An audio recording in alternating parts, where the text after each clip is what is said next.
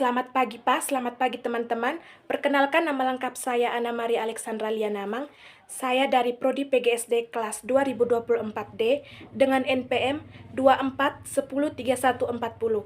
Video ini dibuat untuk memenuhi tugas mata kuliah pendidikan Pancasila. Baik, sebelum saya menjelaskan materi, saya akan menampilkan video berikut ini yang berjudul Pentingnya Hidup Rukun dengan Tetangga yang Berbeda Agama untuk Mewujudkan Masyarakat yang Harmonis dan Damai. Video ini diambil dari nilai Pancasila pada sila pertama, yaitu sila ketuhanan yang Maha Esa.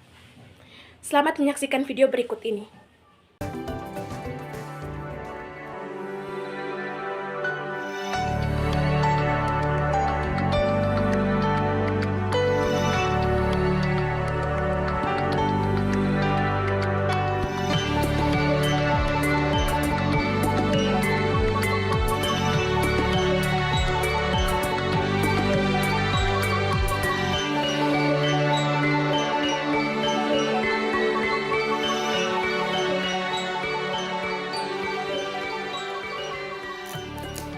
Bro, nanti malam kita ngapain ya? Bagaimana kalau kita jalan-jalan? Jalan-jalan? Bah, duit dari mana? Akhir bulan gini ekonomiku lagi labil nih. Terus bagaimana? Masa anak keren seperti kita malam mingguan di kamar? Apa kata dunia? Lah, terus mau kayak gimana lagi? Gini aja, aku punya ide.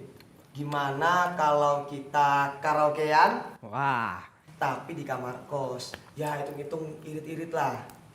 tapi ide bagus itu. Aku setuju. Oke, kalau gitu aku minta kacangnya lagi dong.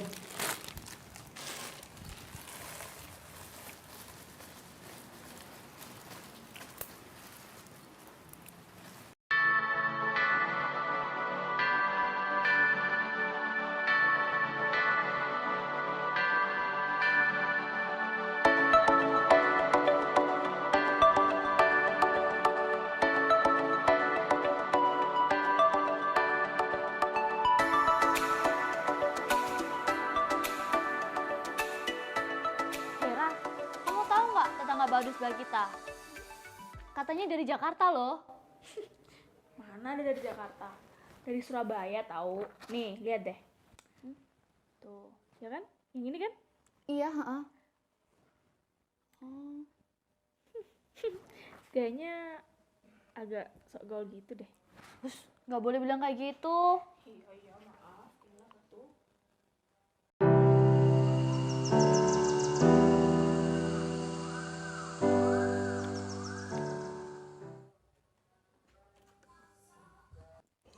Cik, cik. Cik. Cik. Lu, weh. Sudah siap semua kan? Yoi bro. Oke, mari kita guncangkan dunia. Musik!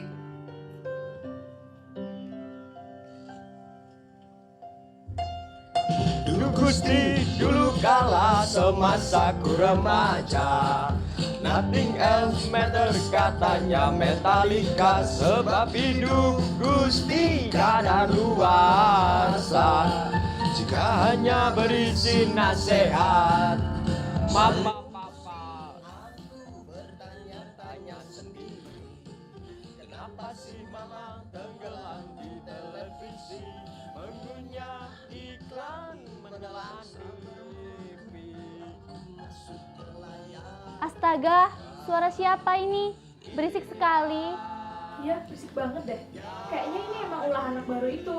Udah tahu kita lagi sholat malah nyetel musiknya kenceng. Kayaknya nyari masalah deh emang. Samperin yuk. Udah yuk. Bilang saja iya, iya lebih baik daripada kau menangis. Penguasa, penguasa, berilah hambamu uang, beri hamba uang, beri hamba uang, berilah hambamu uang, beri hamba uang, beri hamba uang, beri hamba uang, beri hamba uang.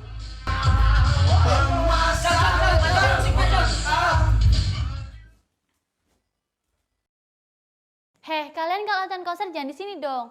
Ini tuh kos-kosan, bukan studio musik. Berisik tahu. Nggak tahu nih, jadi orang nggak peka banget sih. Loh, kok marah-marah sih? Pakai gedor-gedor pintu kamar orang. Salah kami itu apa? Masih nanya salahnya apa? Astaga, peka dong, peka.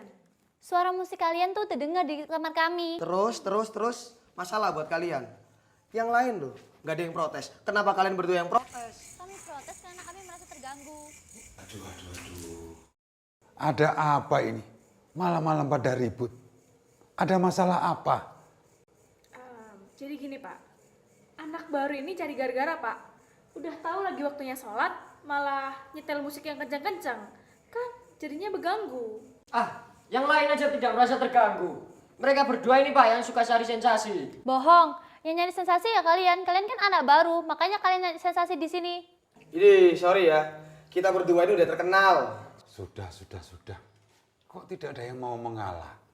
Begini saja, coba jelaskan satu persatu ya, permasalahannya, supaya saya tahu. Jadi gini Pak, ini kan waktunya sholat. Tapi mereka malah nyalain musik keras-keras. Kami kan terganggu, makanya kami protes. Oke, jadi kalian berdua kenapa marah-marah? Kami nggak tahu apa-apa Pak. Ya tiba-tiba mereka berdua marah-marah dengan marah-marah gak jelas. Ya jadi ya kita juga ikut marah lah Pak sama mereka. Oh begitu, ini hanya kesalahpahaman saja.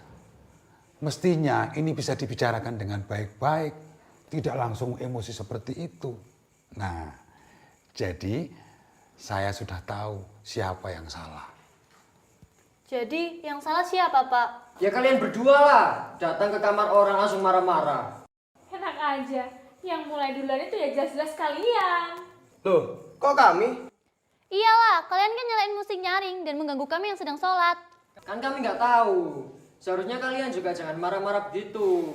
Bilanglah baik-baik. Sekarang kalian harus minta maaf sama kita. Enak aja, nggak mau. Kalian dulu lah yang minta maaf. Gak mau, kalian dulu. Sudah. Kok malah berantem seperti ini? Kalian ini dalam posisinya labil. Kalian semua itu semuanya pada salah.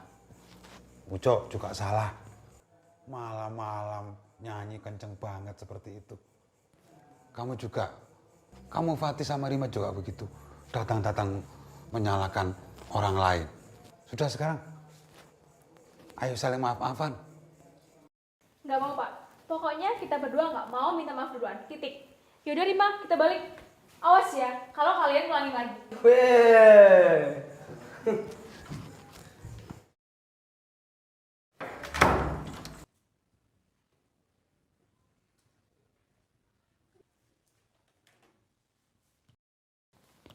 Kok nggak bisa?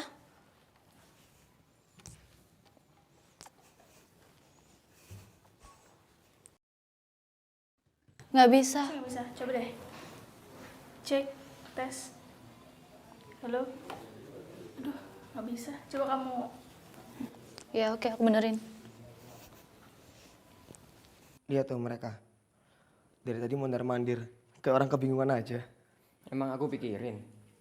Anak sombong. Tapi aku penasaran deh. Kayaknya mereka ada acara. Kita samperin yuk. Ah, males ah. Masih jengkel aku sama mereka. Tapi ya udahlah yuk. Tapi aku gak mau ngomong dulu loh. Kau aja dulu yang tanya. Ya udah yuk.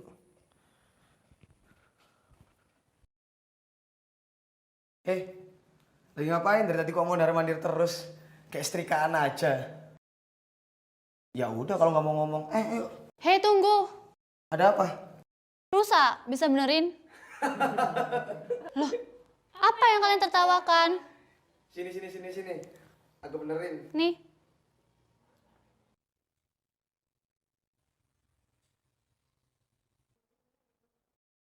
Kalian berdua. Tengok ini. Cek. Cek.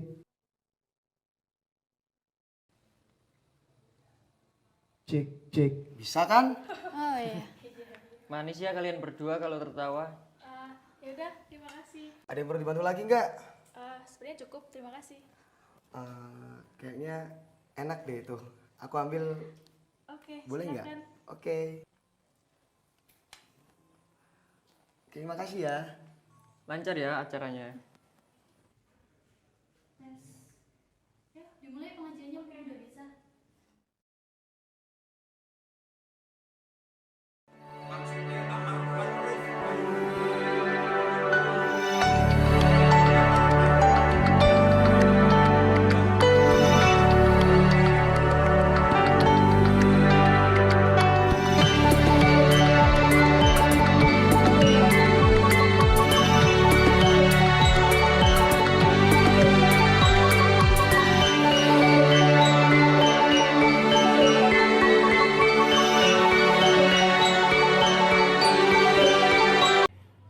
Baik teman-teman, di sini saya akan menjelaskan hasil analisis saya dari video yang sudah saya tonton sebelumnya.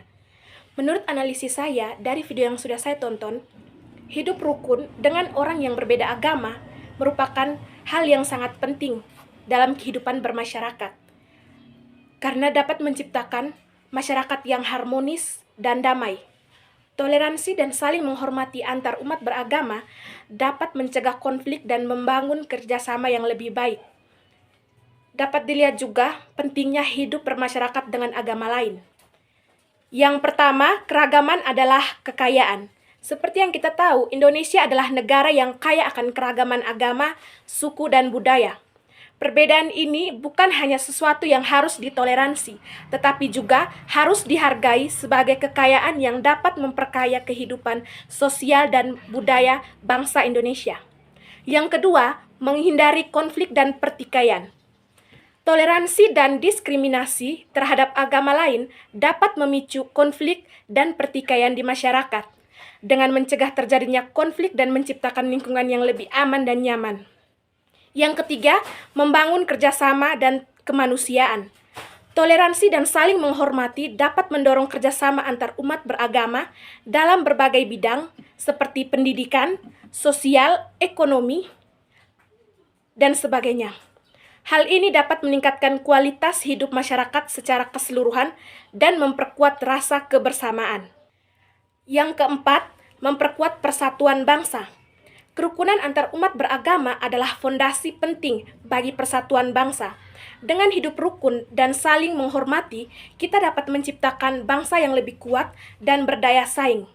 Yang kelima, menjaga perdamaian dan keamanan. Perdamaian dan keamanan adalah hak asasi manusia yang harus dijunjung tinggi. Toleransi dan saling menghormati antar umat beragama merupakan salah satu cara untuk menciptakan masyarakat yang aman dan damai. Contoh sikap toleransi dalam kehidupan sehari-hari yang perlu diperhatikan antara lain yaitu tidak memaksakan keyakinan agama kepada orang lain, tidak melakukan diskriminasi terhadap agama lain, menghormati proses ibadah orang lain, tidak mencela atau merendahkan agama lain, bersedia berdialog dan belajar tentang agama lain, berpartisipasi dalam kegiatan sosial bersama orang dari agama lain. Dengan menerapkan sikap toleransi dan saling menghormati dalam kehidupan sehari-hari, kita dapat membangun masyarakat yang lebih harmonis, damai, dan berdaya saing. Yang perlu kita ketahui juga bahwa setiap orang memiliki hak untuk memeluk agama sesuai keyakinan masing-masing. Dan perbedaan agama tidak boleh menjadi alasan untuk saling berselisih atau menciptakan ketegangan. Menghormati hak-hak keagamaan, membangun komunikasi yang baik, dan terlibat dalam kegiatan sosial bersama dapat memperkuat hubungan antara tetangga dan menciptakan lingkungan yang lebih inklusif. Dalam hidup bertetangga dengan agama lain, kita juga harus memperhatikan yang pertama, hak asasi dan kebebasan beragama. Setiap orang memiliki hak fundamental untuk memeluk agama yang diyakininya tanpa paksaan. Perbedaan agama adalah bagian dari kekayaan budaya dan tidak boleh menjadi alasan untuk diskriminasi atau ketegangan sosial. Menghormati hak-hak keagamaan orang lain adalah bagian dari sikap toleransi yang harus dimiliki setiap warga negara. Yang kedua, membangun komunikasi dan dialog. Komunikasi yang baik dan dialog yang terbuka dapat menghilangkan kesalahpahaman dan prasangka antar umat beragama. Berinteraksi dengan tetangga dari agama lain secara positif dapat membantu memahami perbedaan dan persamaan yang ada. Menghindari ujaran kebencian dan sikap yang merugikan dapat menciptakan suasana yang lebih harmonis. Yang ketiga, menghargai perbedaan dan persamaan. Setiap agama memiliki nilai-nilai positif dan ajaran yang dapat saling melengkapi. Mengembangkan pemahaman tentang agama lain dapat meningkatkan toleransi dan empati terhadap sesama. Mencari persamaan dalam nilai-nilai kemanusiaan yang universal dapat membantu menciptakan ikatan sosial yang lebih kuat. Yang keempat, bekerja sama dalam kegiatan sosial. Melakukan kegiatan sosial bersama, seperti kegiatan gotong royong atau kegiatan amal, dapat memperkuat hubungan antar tetangga dan umat beragama. Berpartisipasi dalam kegiatan yang melibatkan berbagai agama dapat menciptakan rasa kebersamaan dan persatuan. Mendukung kegiatan yang mengedepankan nilai-nilai kemanusiaan dan toleransi dapat menciptakan lingkungan yang lebih damai. Yang kelima, menghindari diskriminasi dan kekerasan. Diskriminasi atau kekerasan terhadap kelompok agama lain adalah tindakan yang tidak dapat dibenarkan dan harus dihindari. Mengembangkan sikap toleransi dan menghargai hak-hak orang lain dapat mencegah terjadinya konflik dan ketegangan sosial.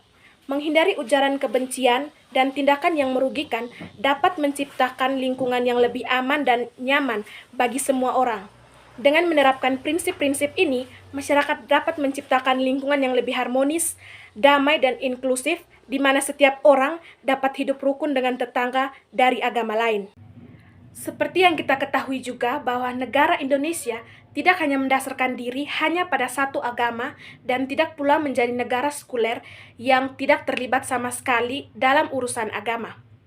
Berdasarkan Pancasila, Indonesia merupakan negara kebangsaan yang berperan melindungi dan memfasilitasi semua agama yang dipeluk warga negaranya tanpa membedakan sejarah dan jumlah pemeluknya. Hal tersebut memiliki arti bahwa kebersamaan, keadilan, dan persatuan negara dengan sendirinya sudah mencakup sikap toleransi kehidupan beragama. Perbedaan pendapat dan keyakinan tidak lantas menjadikan masyarakat sebagai kafir, murtad, maupun anti-agama. Agama dalam masyarakat Indonesia menjadi sesuatu yang dianggap penting. Meskipun agama tidak dijadikan sebagai dasar mengatur negara, tetapi agama memiliki kedudukan sebagai pedoman berperilaku dalam kehidupan sehari-hari. Hal tersebut terwujud pada dasar ideologi bangsa, yakni Pancasila, ketuhanan yang Maha Esa, dalam Ketetapan Presiden Nomor 1, tahun 1965 tentang pencegahan penyalahgunaan atau penodaan agama. Terdapat 6 agama yang diakui oleh negara, yakni Islam, Protestan, Katolik, Hindu, Buddha, dan Konghucu. Kebebasan menjalankan ibadah dalam masyarakat Indonesia juga diatur dalam Pasal 28E ayat 1 dan 2 Undang-Undang Dasar 1945 yang di dalamnya menyatakan bahwa setiap orang berhak atas kebebasan memeluk, meyakini, dan beribadat menurut agama yang dipilihnya. Hak untuk beragama juga merupakan hak asasi manusia yang terwujud dalam Pasal 28I ayat 1 Undang-Undang Dasar 1945.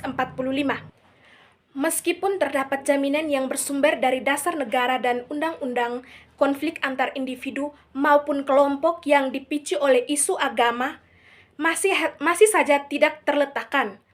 Konflik agama dapat terjadi karena beberapa perbedaan konsep maupun praktik yang dijalankan oleh pemeluknya.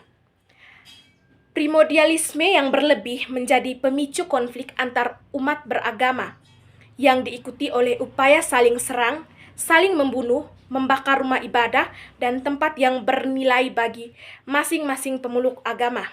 Kita ketahui bahwa negara Indonesia adalah bangsa yang majemuk. Indonesia memiliki berbagai macam suku dan ras yang mempunyai budaya, bahasa, dan agama atau keyakinan yang berbeda-beda.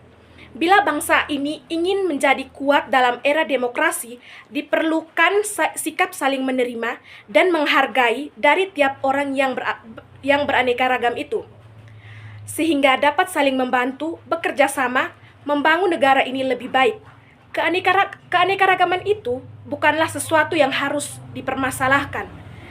Dari perbedaan-perbedaan itu, seharusnya kita memiliki tujuan dan cita-cita perjuangan yang sama, yaitu mewujudkan suatu masyarakat adil dan makmur, yang merata, material dan spiritual, tentram dan damai berdasarkan Pancasila sebagai dasar filosofi negara yang diimplementasikan dalam Undang-Undang Dasar 1945.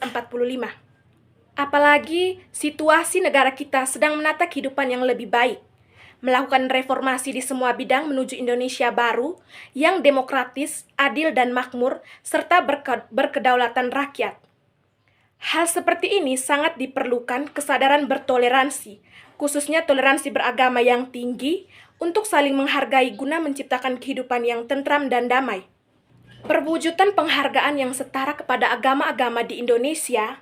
Tidak ada satupun agama yang menjadi dasar hukum di negara ini. Dengan digunakannya ideologi Pancasila, maka Indonesia bukan negara agama, melainkan negara Pancasila. Kalau saja ternyata ada indikasi yang menyatakan bahwa agama itu menciptakan satu perselisihan antar umat beragama, berarti agama tidak lain sebagai virus yang menggerogoti keharmonisan umat beragama. Padahal inti dari pengajaran pada setiap agama bertujuan untuk saling rukun, menghormati, menghargai, tanpa memandang perbedaan. Perlu diketahui bahwa sila ketuhanan yang Maha Esa tidak mesti harus dipahami. Namun, di dalam Pancasila setiap agama-agama diberikan ruang untuk memberikan tafsiran terhadap sila pertama Pancasila. Tafsiran agama-agama terhadap sila ketuhanan yang Maha Esa harus mendukung semangat membangun persatuan bangsa di Indonesia. Adapun butir-butir Pancasila pertama diantaranya sebagai berikut. Yang pertama, percaya dan takwa kepada Tuhan yang Maha Esa sesuai dengan agama dan kepercayaan masing-masing menurut dasar kemanusiaan yang adil dan beradab. Yang kedua, hormat menghormati dan bekerja sama antar pemeluk agama dan penganut-penganut kepercayaan yang berbeda sehingga terbina kerukunan hidup. Yang ketiga, saling menghormati kebebasan menjalankan ibadah sesuai dengan agama dan kepercayaannya. Yang keempat, tidak memaksakan suatu agama dan kepercayaan kepada orang lain. Baik dari penjelasan yang sudah saya jelaskan tadi, maka dapat disimpulkan bahwa pada dasarnya, setiap agama, baik Islam, Katolik, Kristen, Protestan, Hindu, Buddha, dan Konghucu, mengajak pengikutnya untuk berpartisipasi dalam menciptakan suasana damai lahir batin, tanpa harus menimbulkan konflik di tengah keragaman agama di masyarakat.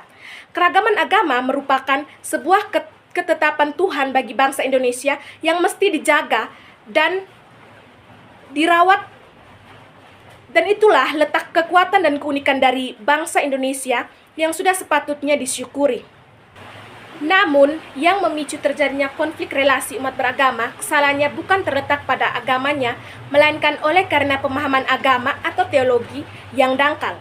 Watak beragama yang demikian hanya akan merusak budaya toleransi dan kerukunan yang sudah diwariskan oleh para pendahulu bangsa Indonesia.